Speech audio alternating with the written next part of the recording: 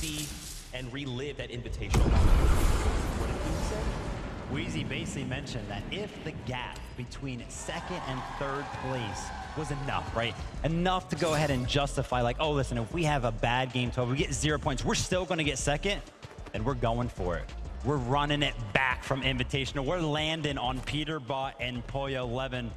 What does that kind of make you feel? You think they're going to do it or what? I mean, the gap is there.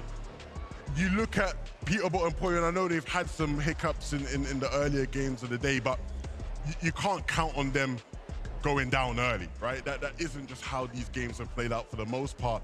And so if you really want to win, you want to take home that championship like we know Queasy and Thomas do, there is one play that can guarantee you that championship, and that is landing on them, taking the raft away from them, and winning out the game. That's way too scary, though. Are we really saying we think they're going to commit to a raft? There's already duos there, and you know for those other duos are thinking we've got to slow them down. This could be an all-out fight at the raft. I wouldn't be able to do it. I wouldn't be able to make the call. Like, could you imagine being Queasy or Thomas? Who's making that call? How do you make that call? I mean, it's so tough. I mean, Queasy, I would assume, would be the one to make that call, but it's so much more complicated than that, right? Because even if you do land there and you take them down at the raft, there's other teams there, like you guys have mentioned. Yeah. What happens if one of these other teams, imagine a world where they take them down, right? Queasy and Thomas manage to land on them, take them down, and then Fretz or someone else in the POI goes, hold on a minute, yeah, and starts running out. Pop over. You know what I mean? Like, it's risky business. It's different from Invitational. Cammy and Seti, when Queasy and Venno landed on those guys, they were landing at an uncontested POI, right? So there was room for it to happen. Well, fam, this is hearts racing. We hope you are enjoying the hype. We're getting closer to starting off game number 12. Vivid, I gotta ask, how are you feeling? One game left to go.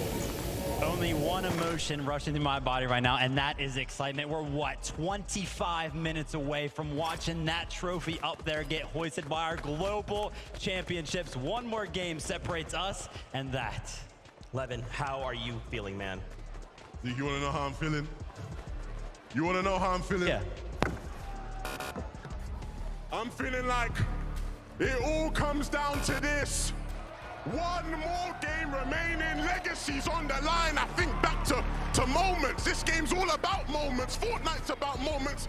I think back to the World Cup, the young Argentinian king fighting to push his family's life over, fighting for his destiny. I think back to even earlier yesterday, Swizzy, all the adversity he's faced, fighting up against the best duo in the world, Peter and Pollo in a 1v2. He did it. I think back to the Invitational 2022. Queasy, Venno against Seti and Cammy to win it all. This game is about moments. Fort Worth, are you ready for a moment? No. Fort Worth, I said, are you ready? This is that moment. This is that moment. Game number 12 starts now.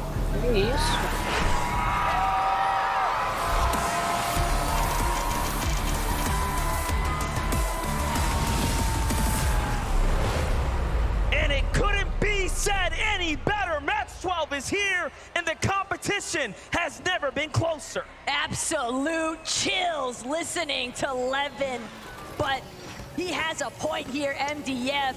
This game is all about seizing the right moment. Pollo and PeterBot flying in to the raft. Company beside them. But no Queasy and Thomas in sight. But you do have Danoth and Tinker still here. PeterBot and Pollo will have to make it out of the drop. They will have to make all the way to endgame here to meet Thomas, HD, and Queasy to run it back one more time. Eliminations are going to be huge here for Pollo and PeterBot as they get to have a chance to open